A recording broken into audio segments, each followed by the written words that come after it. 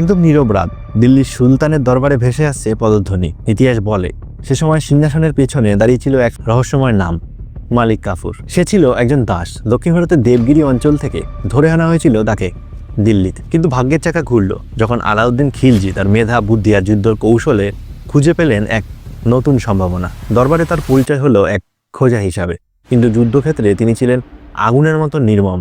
প্রতিটি যুদ্ধে কাপুর এগিয়ে যেতেন, নিজেকে রাখতেন সবথেকে সামনে, আর ধীরে ধীরে হয়ে উঠল সুলতানের সবথেকে বিশ্বস্ত মানুষ, সবচেয়ে ভয়ঙ্কর সেনাপতি। তার নেতৃত্বে শুরু হলো দক্ষিণ ভারতের বিশ্বজয়ের গল্প।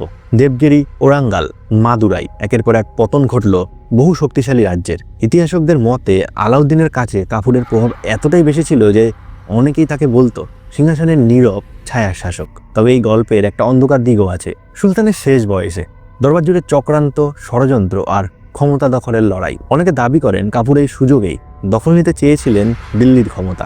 শেষ পর্যন্ত এই মানুষটি দাস হিসাবে শুরু করেছিল নিজের জীবন, আর সেনাপতি হিসাবে জয় করেছিলেন ভারতের প্রায় অর্ধেক অঞ্চল। আর সেই পরিণামে হারিয়ে গেল দরবারি ষড়যন্ত্রের ভিড়ে মালিক কাফুর। সে ছিল একজন প্রতিভাবান সেনাপতি, কিন্তু ইতিহাস প্রশ্ন রেখে গেছে, মালিক কাফুর একজন প্রতিভাবান সেনাপতি নাকি ক্ষমতালোভী একজন ছায়া শাসক ছিলেন আলাউদ্দিন খিলজির?